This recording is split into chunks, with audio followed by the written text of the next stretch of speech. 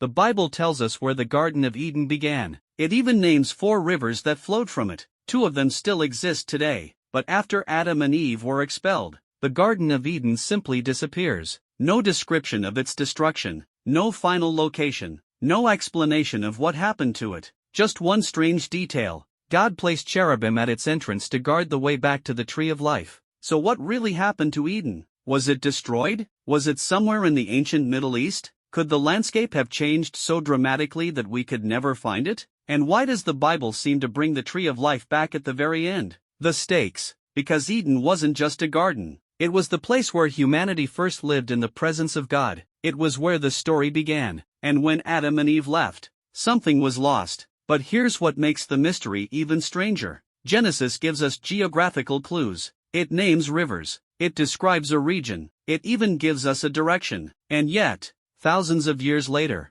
nobody can point to a location and say, there it is. So maybe the question isn't simply where Eden was. Maybe the bigger question is, what happened to the world around it? The promise. By the end, we'll follow the clues from Genesis, through the rivers of the ancient world, to one fascinating theory involving the enormous oil reserves of the Middle East, and finally to the strangest clue of all, why the tree of life appears again in Revelation. Because when you connect the beginning of the Bible to the end, the story of Eden looks very different. Beat 1 set the scene. Genesis says God planted a garden in Eden, in the east, and this wasn't simply a beautiful place. God placed Adam there, and eventually Eve. They lived in God's creation without the separation and corruption that would come later. At the center of the garden were 2 extraordinary trees, the tree of the knowledge of good and evil, and the tree of life. Then Genesis gives us something unusual. A river flowed out of Eden, and from there it divided into 4 rivers: the Pishon, the Gihon, the Tigris,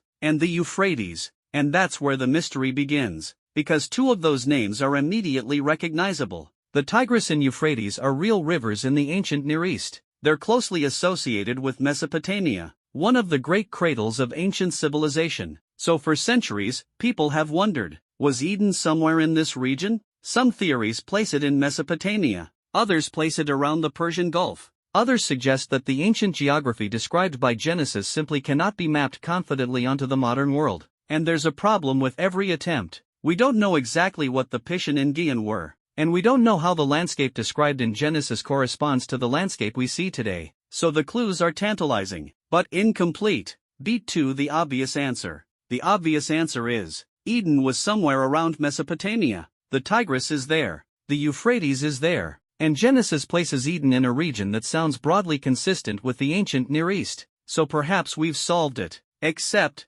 not quite, because Genesis describes 4 rivers, and we can't confidently identify 2 of them. Then there's another possibility. The world described in Genesis may have experienced enormous changes afterward. If the biblical account of the flood is taken literally, the landscape surrounding the ancient world could have been dramatically altered. And even without making that assumption, rivers change, coastlines change, land rises and falls. Entire landscapes can be transformed over geological time. So even if Eden once existed somewhere in that region, finding it today might be impossible. But there's another theory about the region that gets even stranger. Beat 3 the deeper theory. The Middle East contains some of the largest petroleum reserves on Earth. And you've probably heard a theory that tries to connect this oil with the ancient world of Eden. The basic idea goes something like this. If Eden was an extraordinarily fertile place, could the organic material from that ancient world eventually have contributed to the petroleum beneath the region? It sounds fascinating, but there's an important problem. That's not how crude oil is formed.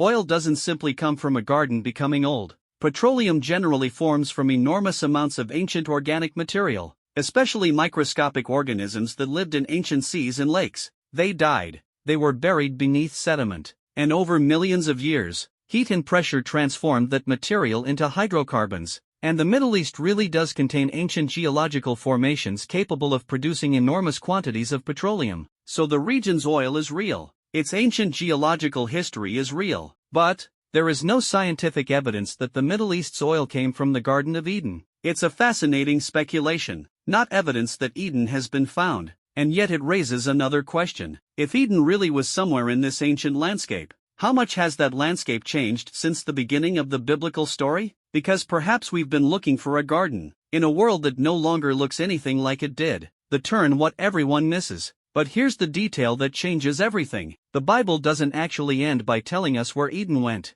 It ends by bringing something from Eden back into the story: the tree of life. In Genesis, humanity loses access to it. After Adam and Eve are expelled, God places cherubim at the east of the garden, and a flaming sword, to guard the way to the tree of life. Notice the wording. The text doesn't say, the tree was destroyed. It says the way to it was guarded. Humanity could no longer enter. And then Eden almost disappears from the biblical narrative, until the final book. The payoff, the answer. In Revelation, John sees the tree of life again, and this time, the curse is gone. God dwells with his people. Death is defeated, and the tree of life appears in God's restored creation. Think about the symmetry. The Bible begins with humanity in a garden, and ends with God's people in a restored creation. It begins with the tree of life, then humanity loses access to it, and at the end, access is restored. So what really happened to Eden? The honest answer is, we don't know. The Bible never explicitly says Eden was destroyed. It doesn't tell us that it disappeared beneath the earth, and it doesn't give us enough information to confidently identify its modern location. What it does tell us is that humanity was expelled,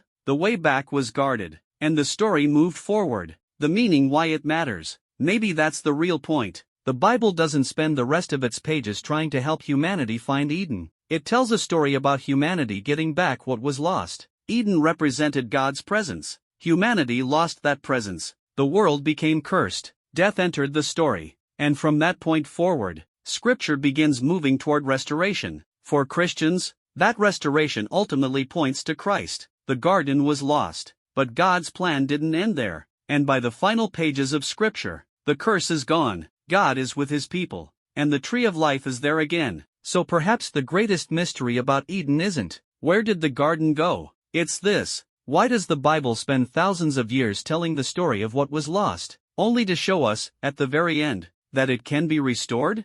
Maybe Eden wasn't simply a place humanity lost. Maybe it was the beginning of a story that the Bible doesn't finish until the very last page. The garden disappears, but its story doesn't. If you enjoyed uncovering this mystery with me, consider liking the video and subscribing. It's free, it helps the channel grow, and it means I can keep bringing you more stories hiding in the pages of Scripture.